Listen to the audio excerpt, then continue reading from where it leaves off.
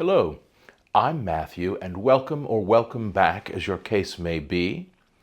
Thanks for joining me. I am at my husband's and my cottage at Nashville, and as you know, I also live and grow something of a big garden up in Kentucky. Sometimes I join you from there. But today, it's not quite gardening season yet here. We've got a few bulbs coming up, and I've had buckets and buckets of daffodils. Maybe you have too. But I mainly grow roses, and it's not quite the season yet. So I have started my season, as you may know from my previous film, with some cooking ideas. And last time, we made a marvelous yeast roll. And I showed you how to bake half the batch as dinner rolls. Today, I want to show you some great ideas for your other half batch. Could you adapt the dough in other ways? Yes. But this is a great idea. And with Mother's Day looming, I hope this might help you for your Mother's Day morning celebration. I know the dates are a bit different in the UK and Europe than they are here in America. So I'm timing this for American Mother's Day. But even if you just do it on a Tuesday morning or any old weekend, it's absolutely delicious. This is something my family loves. I have made versions of it for many clients over the years, and it has never, ever let me down. That said, I've forgotten to introduce myself. Hello again, I'm Matthew, as I said. What I didn't say is that I started my career some 30 years ago as a highly sought party planner, event designer, caterer, florist, creative director. I have designed and produced hundreds of events for VIP, celebrity-type clients, American presidents, a couple of royals, in many, many prestigious locations. And I do not say that to brag about myself. I say I've had a lot of experience and learned along the way. And now I teach you all the things I learned. So you can do it too. You can live more graciously, frankly, have more joy, which is what we get when we do things more beautifully for ourselves. I teach it now with the additional advantage of putting all that really huge scale entertaining behind me. And when I do these things now, I'm basically doing them at home just like you. I don't have a lot of help. I don't have endless budgets. So I've had to learn to make things manageable. So if I could give you one top tip from a caterer who's been around the block and knows, it is that you have to start thinking of efficiencies, just like the kind I'm going to show you today. So with one master yeast dough, you can make many iterations. I'm going to show you several. Last time we did the dinner rolls, as I said. Today I'm going to show you a caramel-pecan sticky bun, which will be hard-pressed to beat. It's pretty fast and easy too. And then I'm going to show you some other iterations that you can make with the same dough, and in fact, variations on the same filling that I'm going to show you. Basically a simple 2-ingredient cinnamon sugar filling. But I want to start by teaching you one of the great lessons I have ever learned about eating and about design and about life. And it has to do these delicious, as I'm dropping them. If I continue like I've been going on all these baked goods, it's going to be called the Decadence of Matthew channel. But as you see, I'm going to show you this about 2.5-inch sticky bun. They're not giant gargantuan descents into gluttony, but they are little gems of delight. And this is the lesson I want to teach you. There was this restaurant I used to go to with my mother when I was a little child, and after the dinner, we would always have a pecan sticky bun. And every time, I was a young child, my mother would pull them apart just like this. And as she unspiraled the sticky bun, she would take a bite. She would give me a bite. And she would ask me, what's that bite like? We'd talk about it. Okay, good. Unroll it a little more. Have another bite. How is that bite different? How is that bite the same?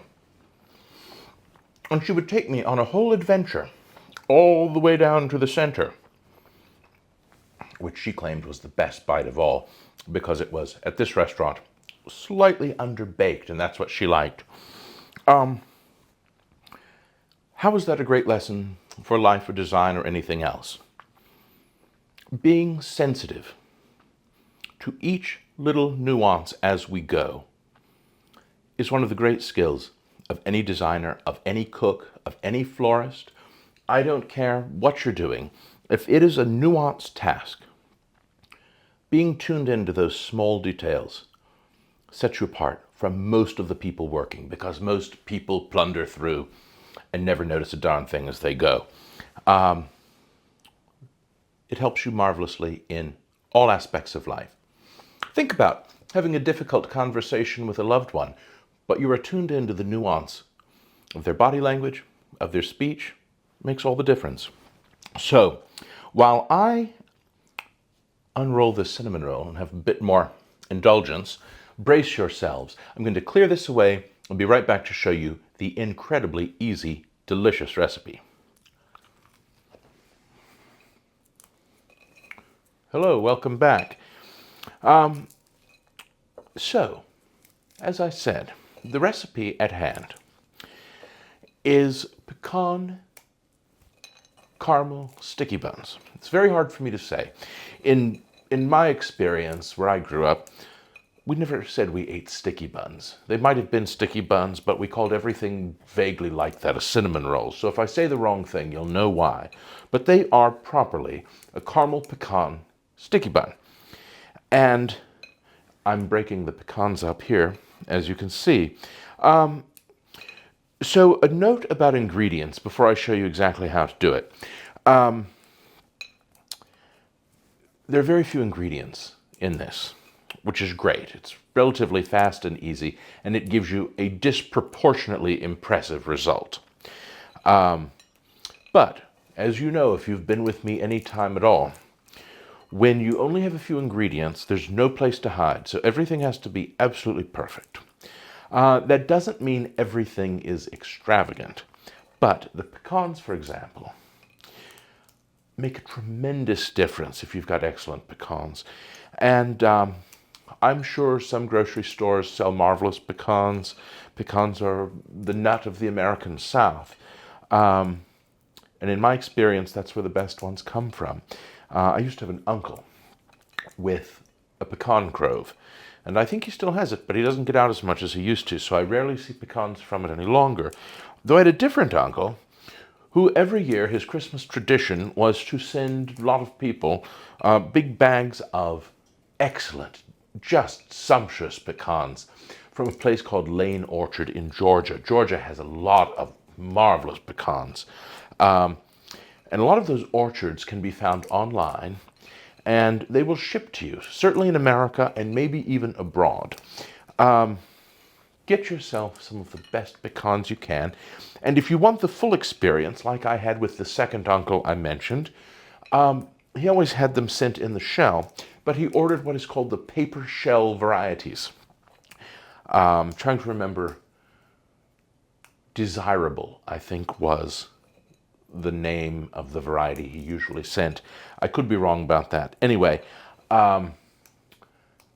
paper shell, you can crack two of them against each other in your hand, and the shell just falls away, and they're extremely easy to shell. So poke around, see what you can find. Let me know in the comments. I would love to hear where you found some great pecans. And as you see, I have taken a cup of them, and I toasted them. I toast these, in fact, I toast most nuts in the microwave. I put them on a china plate, though be careful. You've got to stir them regularly.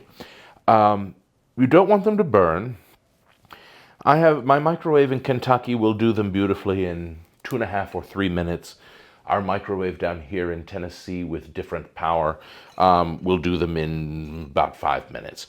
But every 30 seconds or a minute, you've got to move them around. Maybe rotate your plate if you don't have a turning tray. And when they smell strongly of the nut, and you taste them, and it has a strongly pronounced flavor, And I frankly notice that one or two of them might have a tiny tinge that looks just barely starting to burn. That's when they're done. Don't burn them. I did not say burn your nuts. I said take them as far as you can take them without burning, cool them, and then I break them for this purpose into pieces about the size of one or maybe two big plump garden peas, fresh peas. Now I will say, if you want to make your rolls bigger than mine, bigger pieces of pecan are more appropriate. But as I showed you earlier, we're making about a 2.5-inch diameter roll.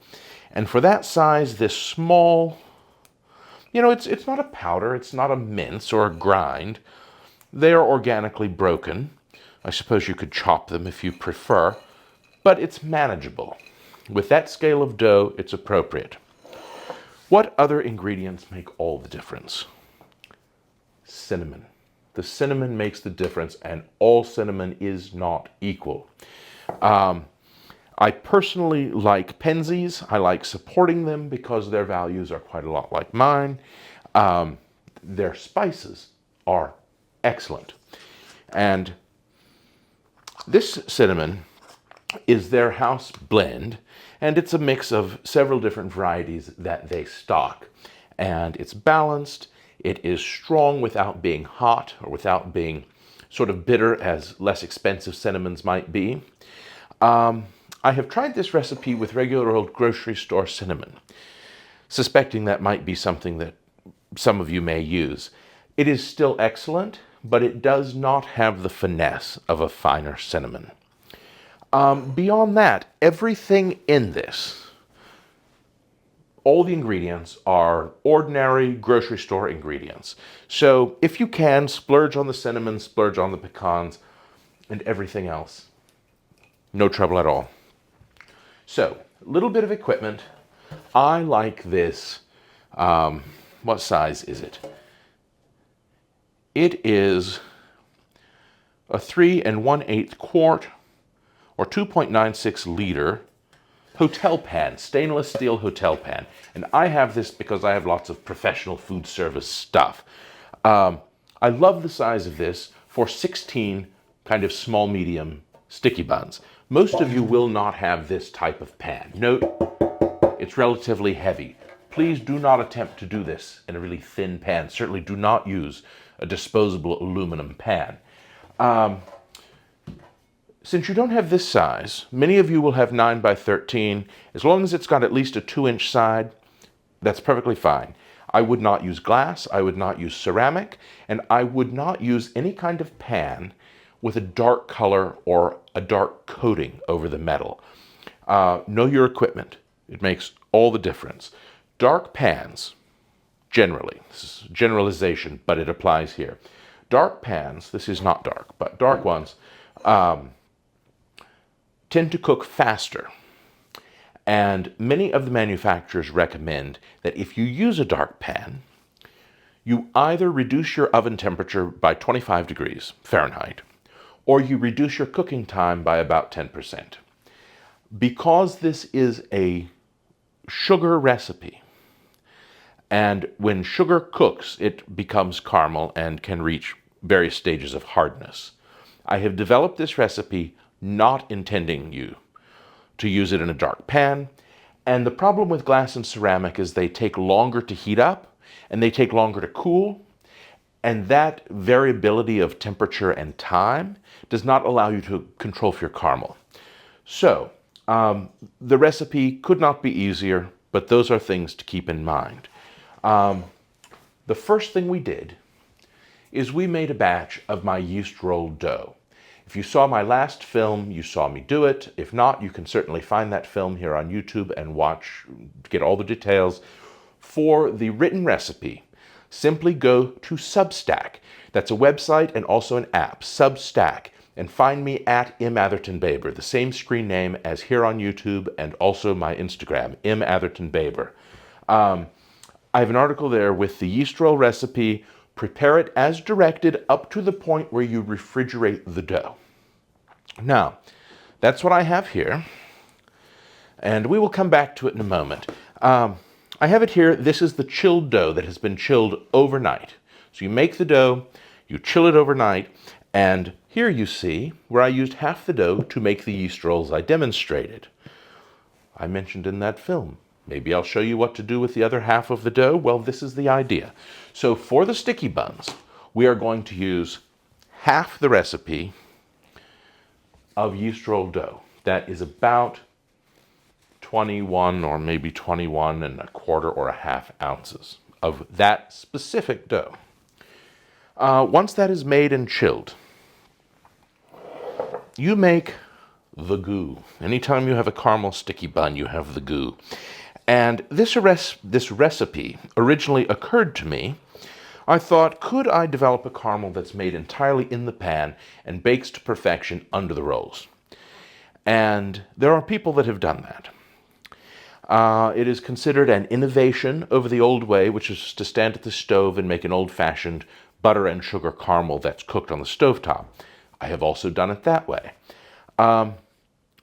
Neither of them were great. They had, the stovetop method has a lot of problems making a batch of cooked stovetop caramel this small.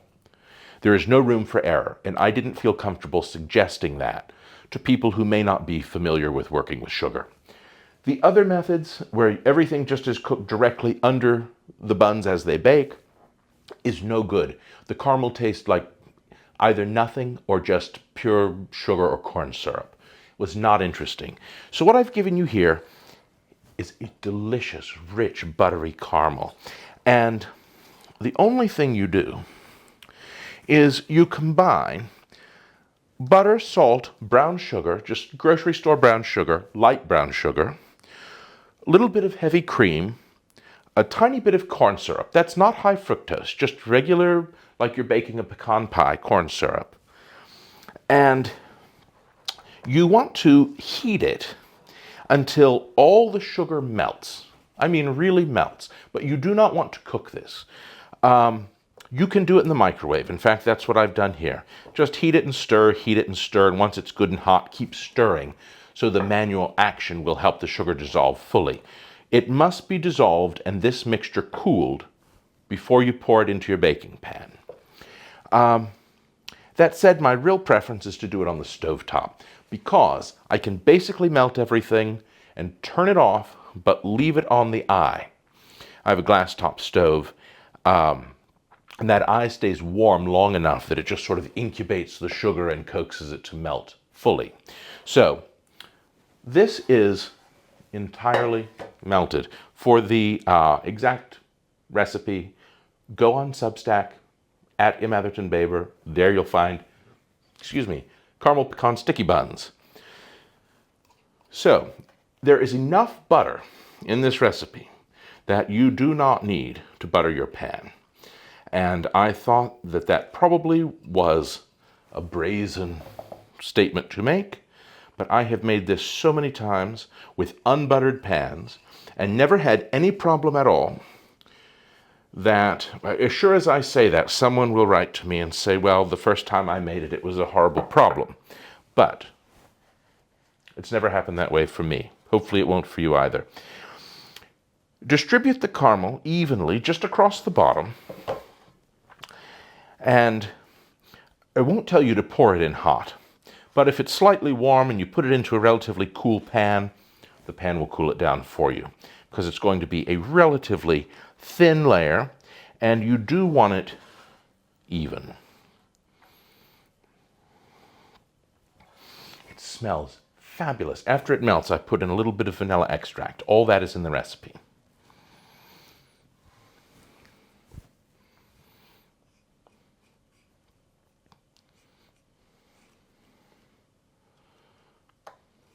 Okay, we're going to call that good enough. Although I really need that knife for some dough work in a moment. So, done.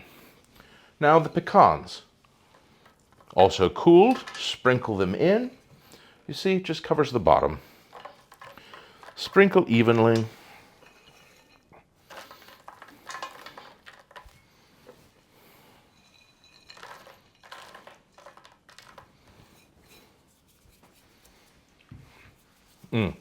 I wish you could smell it. It's really delicious. Now, this is a beautiful couche waiting to receive its luxuriant rolls. So just put it aside. Now comes the part that scares most people, but be brave. There's nothing to worry about. If you saw my earlier film, you saw how simple it is to work with this beautiful dough. There are a couple of small little hints that I will give you. Notice, you do not need, just like in the previous method, you do not need a heavy coating of flour. You do need to give your rolling pin a little bit of flour. I like these French pins that are essentially like a big wood dowel. That gives me a lot of control as I'm working, but use what works for you. To achieve the result I propose on this, I don't think you will have success with that kind of pin that rolls around either a central axle or on ball bearings, but you try it and see how it goes for yourself. Now, when I take this dough out of its container, I do slightly try to form it into a vague rectangle, because what we want to form our actual buns, our rolls, is a rectangle of dough. And when you first put it down, it is going to be a little bit humid and a little bit tacky from the refrigerator. So don't just plunge into rolling right away. Check it, move it around, turn it over, give it a light dusting of flour, and I do mean light. You can see how lightly I have floured the board. But this is all for naught if you can't get the darn thing off later. So just start by lightly stretching it into an extremely approximate rectangle.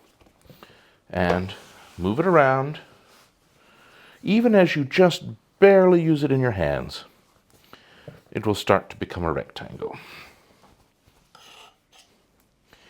What size are we aiming for? Well, I love thin, elegant layers. And I find that that means I should roll this to about 18 by 24 inches, which is the size of this board. I also think that if you're not accustomed to working with dough, that is a bit ambitious. So, instead of pushing for that insistently, I suggest you start with maybe rolling it to something resembling maybe 1/8 of an inch. And notice I'm just moving this around. I'm not manhandling it, but I'm also not being precious. This is the time to be absolutely sure it is free moving. And I do keep adding flour, but very, very little at a time. Always thinking that we are aiming for a rectangle. So, you might make this the first time if you're not very experienced with this sort of thing, and roll the dough to a thin 1/4 inch. And you will see that that bakes into a relatively thick, sort of snail shell spiral layer. So try it again, and maybe then try to roll it down to 1/8 of an inch, and just work yourself down. We'll see how thin I feel I can manage it today. Of course, with the camera rolling, it's always going to be a problem, but this is something that I love to do up in Kentucky on my slab stone countertops. There's a wonderful surface for working with this dough. That's probably one thing that helps me reach the thinness that I like as well. So, you will see this is not the world's most perfect rectangle, and that's perfectly fine. We have some things that will help us make up for it. As long as we see here, we can get our fingers under it, and you want to be able to get some air under it. That's always important. Now we know it's not sticking.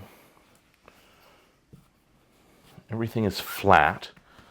I would like to have some of this surplus down here to patch this bit. So just do it, no problem.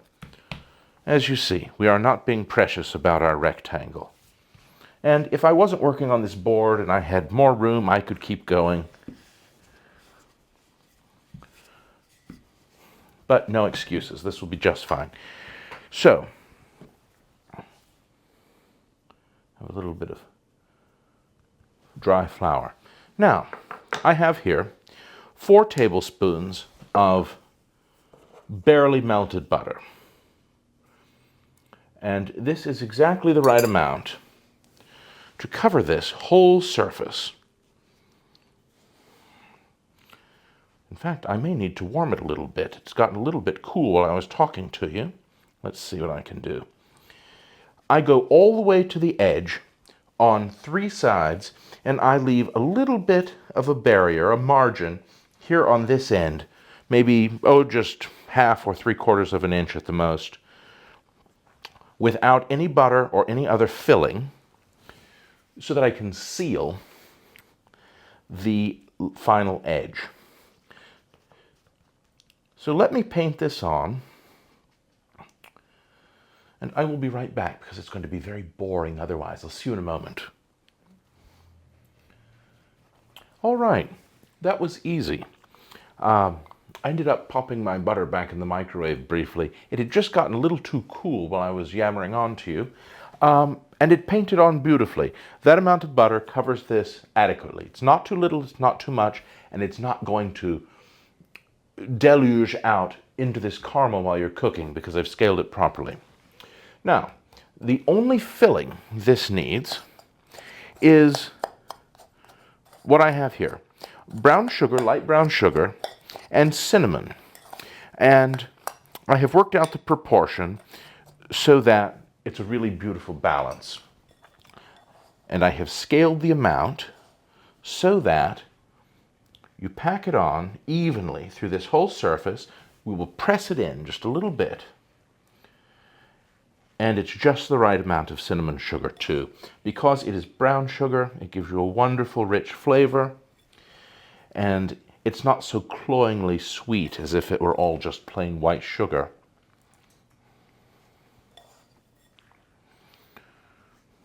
As even as I can make it.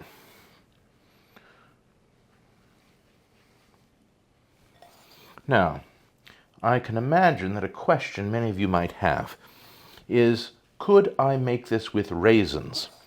Yes, you could, and if you're going to, now's the time to sprinkle them on. Though I would say this, if you use raisins, think carefully about exactly what kind of raisins you want. You might use golden raisins, you might use brown raisins, but if you do, look for some really little ones, maybe even currants. And before you just throw them in straight out of the packaging, I strongly encourage you to soak them in some, just au fleur, almost covered in a little bit of hot water, like boiling water, poured over and left for maybe a half hour. Or if that's not your speed, you might use a little bit of some kind of liqueur. I wouldn't use anything very, very strong and boozy because that would detract from this.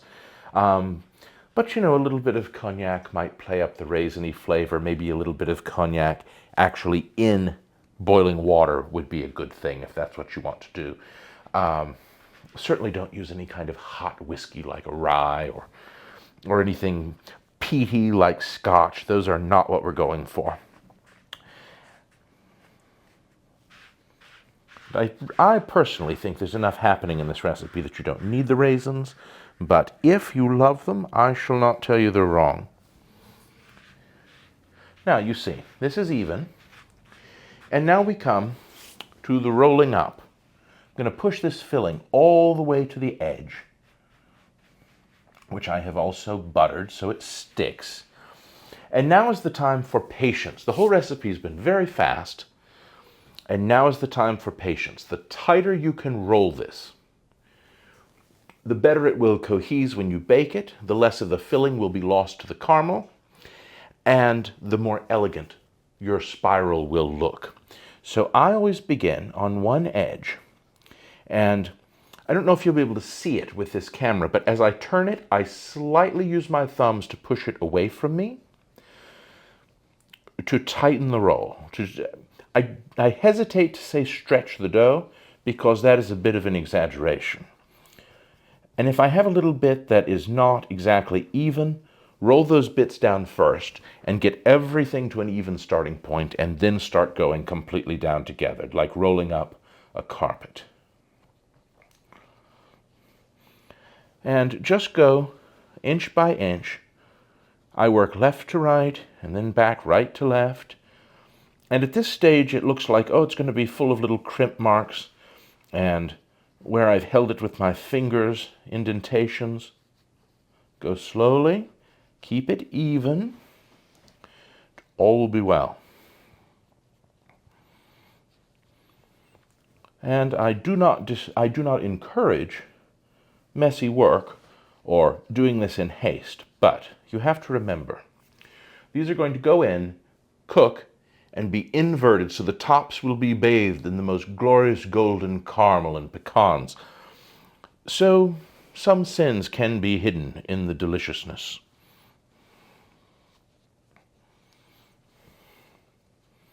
My grandmother used to say something similar about a voluminous skirt, but that is a very different thing.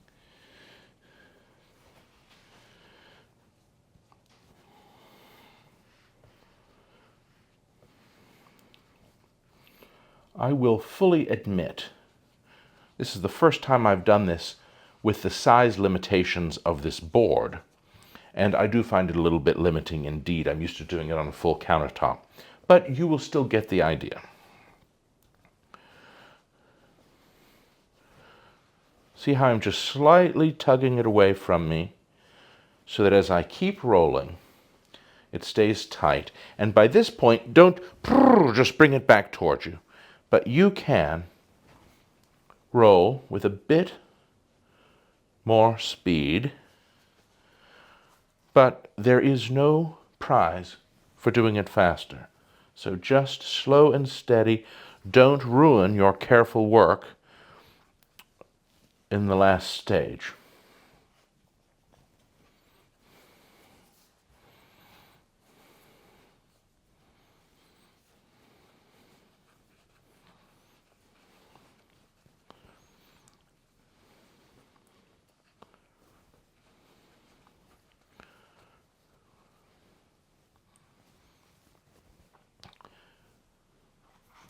I have a plastic bench scraper here. Should you have any tiny little bit of hesitation away from the board, instead of pulling it or cursing, just use it to help you along. And I have come to the end of the rolling here. So I'm going to roll it straight up to the unbuttered edge. And then I'm going to go along, like rude pinching at a school dance, and pinch all along to seal the joint between this big log and this little remaining overhang of unbuttered dough.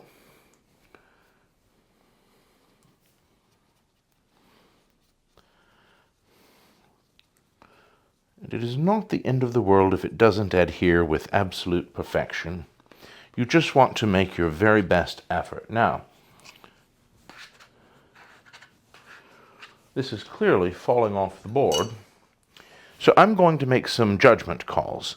I'm going to say that there are some margins beyond which this is less viable. I'm going to call those margins right there. I'm not going to cut through with this knife. I'm only scoring the surface. For this size pan, I want to make 16 equal rolls. As I said, if you're using 9 by 13, you might want to make 12. Why? because if you stagger them 2, 3, 2, 3, and so on, they will fill the pan better than if you try to make 16 4x4. I have learned that by making this recipe in many different pans. So, to get 16 from this, I will go in half. Sometimes I take out a ruler and sometimes I don't. And I typically cut this with a very heavy gauge sewing thread, but I don't have a sewing thread handy right now. So this is dental floss, which you want to be sure is unflavored. And it might take a little bit of practice, but as you see there, it will give you a nice clean cut. And you just wrap it around your fingers like you're going to floss your teeth. And you carefully wiggle it back to where you make this center cut. And pull decisively. All will be well.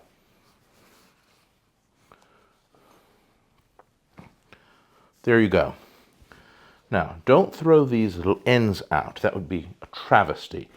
I'm going to take the knife and now just score. I want to cut each of these in half. And then that makes 4 pieces. Each piece then I will cut into 4 equal pieces as well. If I weren't trying to be a little bit quick for you with the camera, I would probably take out my ruler.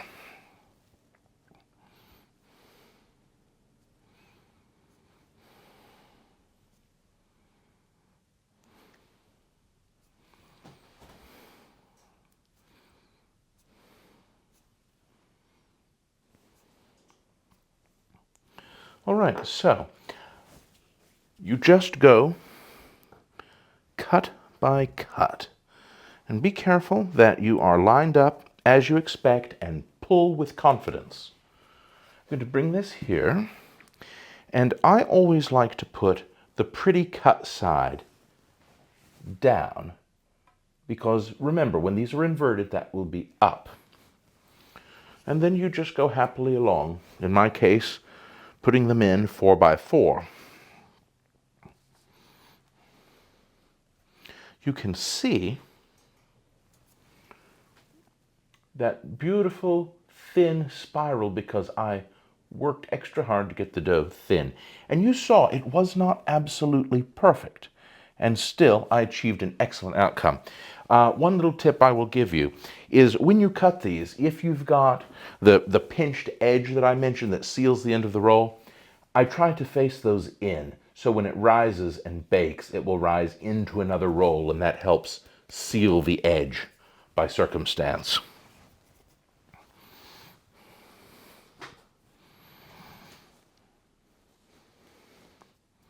So you see, that one didn't quite cut.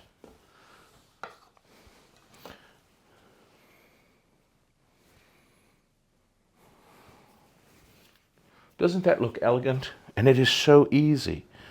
It is not something to do, however, when you have 3 or 4 children hanging from you, and dinner is already late, and guests are coming, and the telephone is ringing, and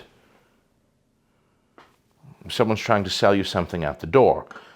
Just take a quiet moment, work on getting it right, all will be well.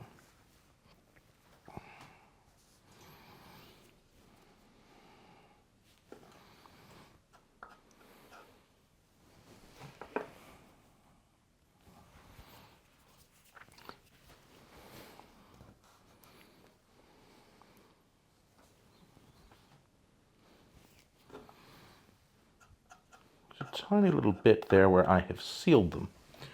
It's trying to be slightly sticky, but a tiny bit of flour on my fingers will help me handle it. I think also that floss doesn't get quite down on the board like a thread would.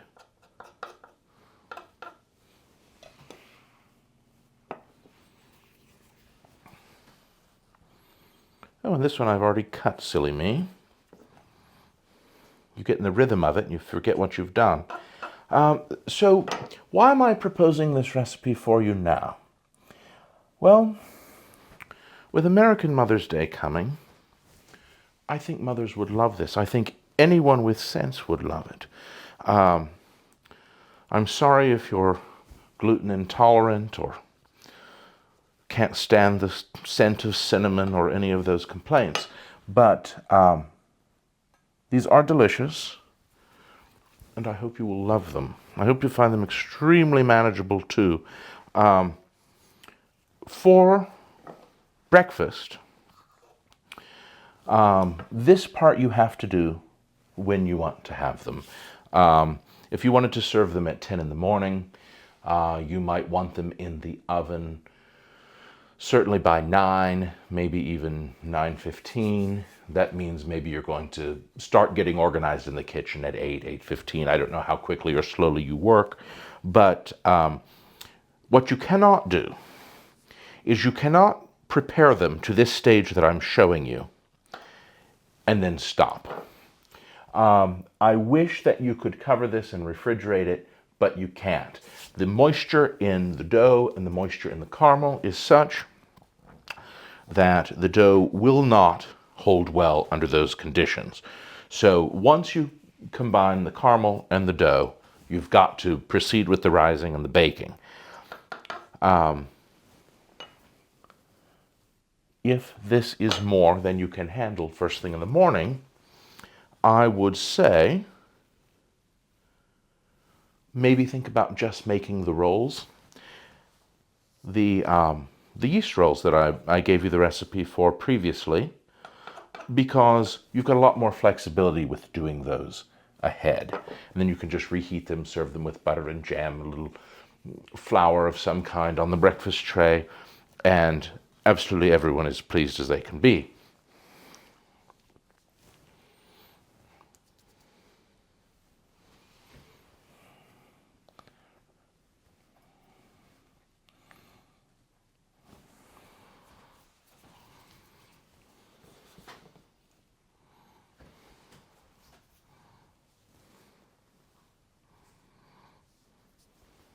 Okay, now when you have a choice like these two, one is a little bigger and one's a little smaller, always aim to put the one that's a little bigger to the outside, because the rolls on the outside will bake faster than the rolls in the very middle.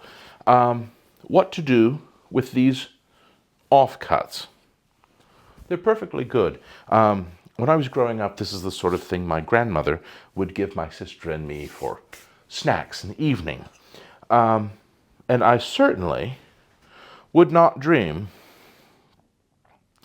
of throwing them out. So I'm going to cut them, and I'm just going to work them into the pan.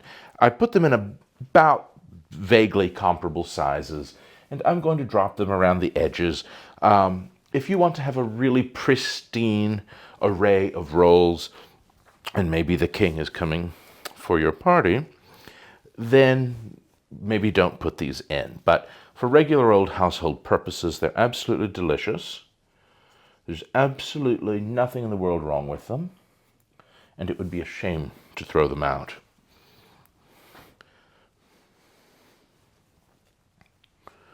And it really is as easy as that. So what comes next? Well, as soon as I have all of these nestled in, I'm merely going to relocate this pan to a warm-ish place. Does not need to be particularly boiling hot. In fact, it's best that it's not. Just cover it with a clean, dry towel. Let it rise about an hour, hour and 15, 20 minutes. Bake it in the lower third of a preheated 375 degree Fahrenheit oven for about somewhere I'd say between 22 and 30 minutes, depending on your pan, depending on your oven, and so on. About halfway through, rotate the pan so that what was in the front is in the back, and just watch them. This recipe has a beautiful feature that when you look in and these rolls look golden, they are done. If you try to bake them so that when you put a a probe thermometer in, you get something like 185 or even 200 degrees, they will be overbaked and your caramel may well either burn or be set so hard you couldn't chisel it out with an axe. That's not the goal. When they are golden to sight, they will be done. And it's getting late now, so I'll put probably still pictures at the end of how these bake up. But once they come out, put them on your stovetop, let them cool about 5 to 7 minutes, and you might take a bit of a, this is a knife, don't use a knife, a bit of a spatula, offset spatula, and just lightly probe around the edges. And the caramel will at first be very, very loose. And over about 3, 4, 5 minutes, it will start to solidify. And timing is important.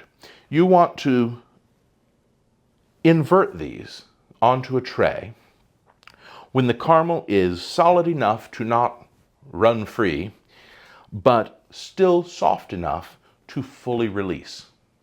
I do not have problems with that working every single time, and my timing on that is to let it cool about 5 minutes. How to invert them? Simply put a tray bigger than the pan and maybe even lipped, so if you have some liquid caramel, it does not overflow. And with all the courage of your convictions and probably 2 pot holders, you turn it in one fell swoop, and out they go onto the tray. It need not be dramatic at all, but if you're not comfortable with it, practice the flip a few times before you've got the hot rolls in your hand. Just practice ahead of time with the same pans, with the same pot holders and nothing in them. That's all there is to it. However, that is not all there is to the variations you can make with this same dough and filling. So, to reiterate, that recipe is on Substack at @imathertonbaber. Go find it, make it useful to you. For now, I'm going to clean this up, and then I'm going to show you with the same dough and the same cinnamon sugar filling, a couple of other things you can do to dazzle your guests without bothering to make the caramel. I'll be right back.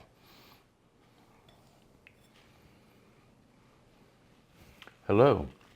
I have rolled out the same quantity of dough as before, and I have buttered it just as before, and now I'm sprinkling over the light brown sugar and spice mixture just as before.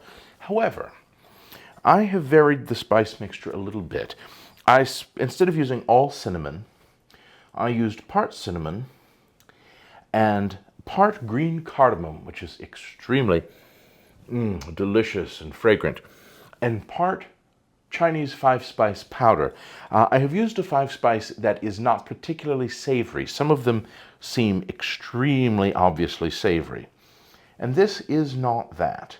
I use this one, in fact, by Morton and Bassett, that is slightly on the sweet side and contains some cinnamon. And with the green cardamom, you suddenly have a general spice bun that is interesting and exotic. And if you're going to brunch with your foodie friends, it might be something to try. Could you vary it in other ways? Certainly. Actually, I don't think for what I'm going to do I need the very end of that. What else could you do? You could spice it like chai tea. Instead of just cinnamon, you could, gosh, the possibilities are endless. I think actually for what I'm going to do, I've slightly over-sugared my surface, but it's okay. I'm going to spread it very, very evenly, and this will be delicious. So, I want to show you back to the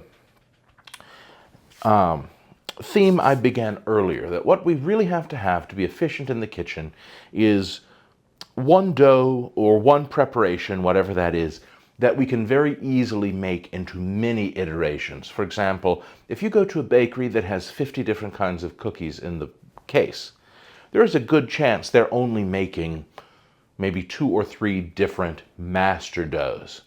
But think about it. If you have a sugar cookie, it can be a plain sugar cookie, an iced sugar cookie, a sugar cookie with cinnamon and sugar on top, a sugar cookie with chocolate on the top. It can be sandwiched with caramel, it can be sandwiched with jam, etc., etc. And that's all one basic cookie dough.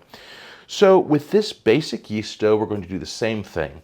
I'm going to show you from this same starting point, slight variation on the filling, how we can make some really impressive braids. In some places they might call it a bear claw, although in some places bear claw has a distinctive almond expectation, which this does not have. So the only thing I'm doing is being sure that I can fold this 1/3 over in one fell swoop, just like that. No trouble at all. Now I'm going to fold this up just like if you were making puff pastry, you might call it a business envelope kind of fold. And hope to not lose too much of my filling. Look how well I did. Not bad. Now, I do want to clean some of this sugar up so it doesn't messy our work. But from here, it couldn't be easier. I'm going to give this a bit of a press. In fact, I'll use the rolling pin just to cohese everything together. Then I'm going to take a chef's knife. See, I'm not really trying to flatten this. I'm just cohesing it together. And I'm going to cut this into maybe 16, let's see. Even up the ends.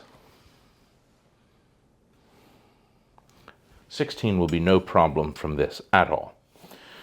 Because I don't want something too unwieldy to deal with. So, just like before.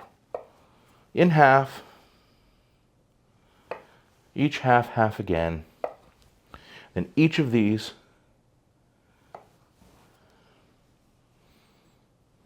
let's see. That might be a little bit skinny, but I would rather them be on the skinny side than unwieldy.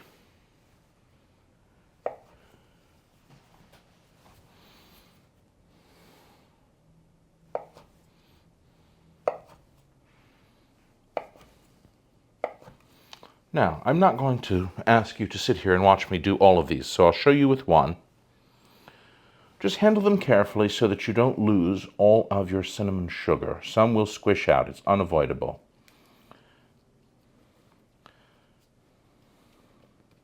But here you go. Press, press, press.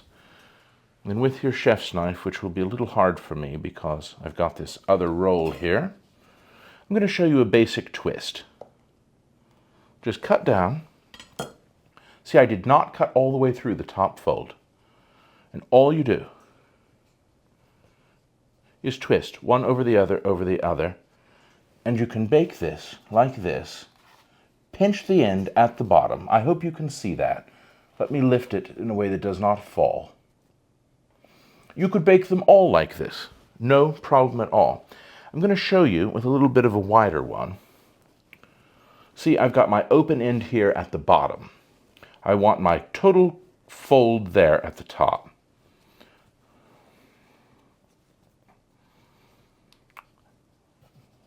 Be sure you're pressing it out in a way that doesn't stick too much from manhandling. And then, again, do not cut through at the top.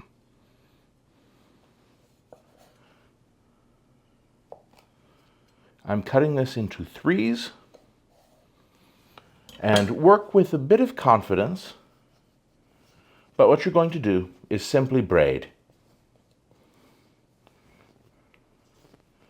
The same thing. Pinch one end, you have a lovely braid. When this bakes, it will be beautiful. Now, let's do another variation yet. Scratch this sugar away.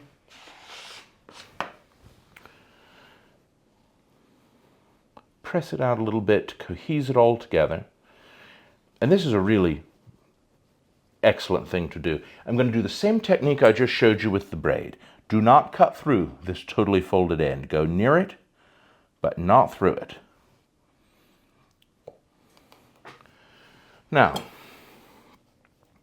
make sure you're not stuck to the board, and take these nice long ribbons, braid them again, and then take this braid and roll it on itself. Now that doesn't look like much now, but put the cut side down, and when that bakes up, it's going to be a beautiful cinnamon and sugar crusted knot, sort of a Celtic knot look. I'll do another one to show you, because it is awfully exciting once they bake. Just press it down.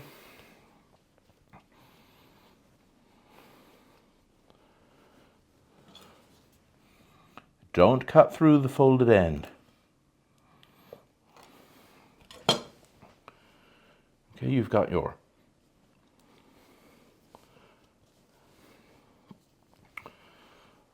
cinnamon tangles. I'm going to turn this one over and roll it this way, and I merely did that because of the way the cinnamon was running on that one. Now, what are you going to do? Once you've made these in whatever variations you like, cover them with a towel, let them rise for an hour. Because there is a good amount of exposed dough, glaze that dough with an egg wash. As you'll remember from the dinner rolls, yeast rolls, that is just one egg beaten extremely well with a little splash of cool water. You just brush them on right before they go into the oven, after the rise. I would bake these 350, 375, something like that. Keep an eye on them. If you're baking braids with knots, they're going to bake at different times. So keep that in mind. Halfway through, you might rotate front to back and even change the shelves in the oven if you're using multiple racks. But I'm going to continue here. I'll not bore you with it, but I will at least put some still photos at the end so you get an idea of how these turn out. With that, happy day, happy Mother's Day, happy whatever you do or do not celebrate, because whether you make these variations, whether you just have the dinner rolls as before for a special occasion, or I hope you'll really make the caramel-pecan sticky buns and let me know in the comments how they work for you. I really, really hope you love them as much as I do. See you soon.